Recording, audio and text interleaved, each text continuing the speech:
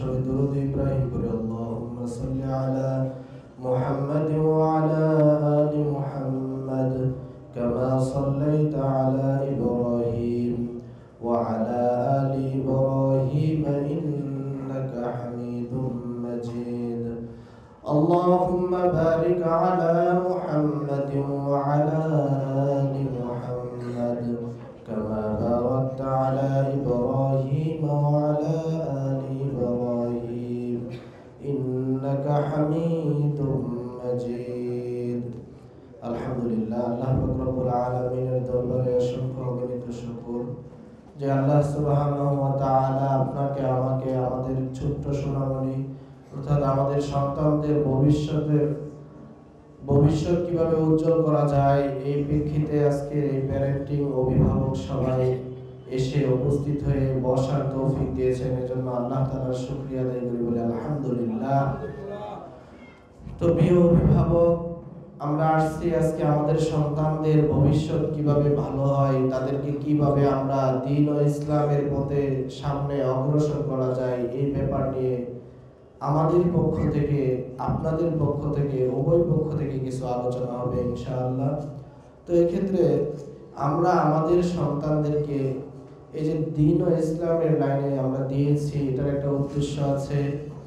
এটা আমাদের প্রত্যেকটা সন্তানকে আমরা চাই সে যেন একজন ভালো মানুষ হয়, কারণ শিক্ষিত লোকের অনেক অভাব নাই, কিন্তু ভালো মানুষের অভাব। তো এই জন্য আমরা আমাদের সন্তানের ভবিষ্যৎ কিভাবে সুন্দর হবে, আমাদের সন্তানের পড়ালেখার মান কিভাবে ভালো হবে, এই বিষয় নিয়ে আজকে মূলত আপনাদেরকে ডেকেছেন। গুরুত্বপূর্ণ কথা আমাদের উস্তাদজি বলবেন, এর আগে আমি দুই একটা বলি।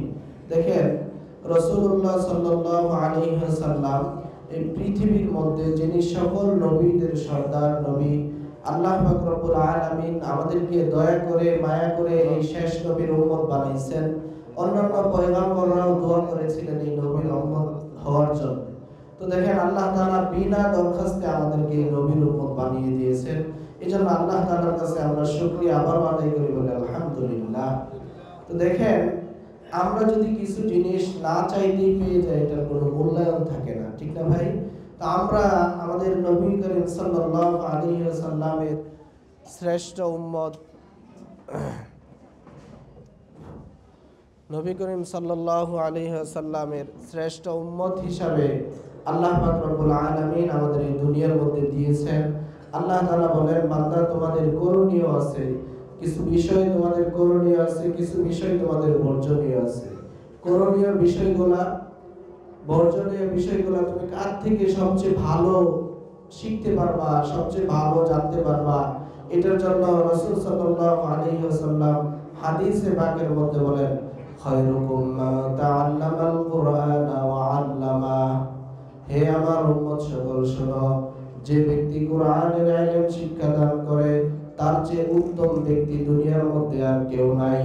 যে ব্যক্তি কোরআনের শিক্ষা অর্জন করে তার চেয়ে উত্তম ব্যক্তি দুনিয়ার মধ্যে আর কেউ নাই।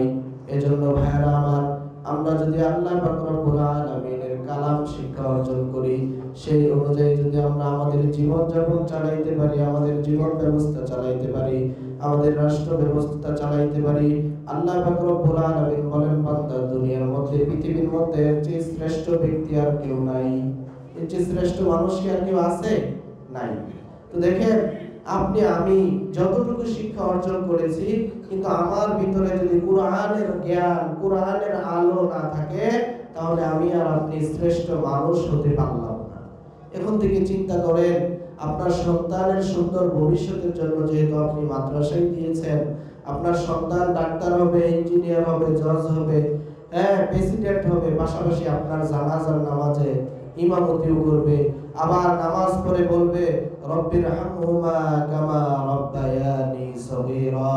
আপনি আমি আমার মা বাবার সময় পড়তে পারি নাই, কিন্তু আমি আশা করছি আমার সন্তান যেন আমি মারা যাওয়ার পরে অন্য হুজুরাইনা না পড়ায়া নিজেই পড়তে পারে, রব্বির হামহুমা কামা রব্বায়ানি সগীরা।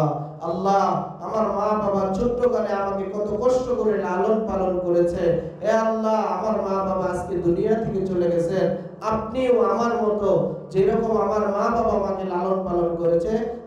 আপনিও তাকে রহমতের কোলে উঠে ওইভাবে লালন পালন করুন। তো দেখেন আল্লাহ পাক রব্বুল আলামিন আমাকে আপনাকে তো সহজ রাস্তা বাতায় দিয়েছেন।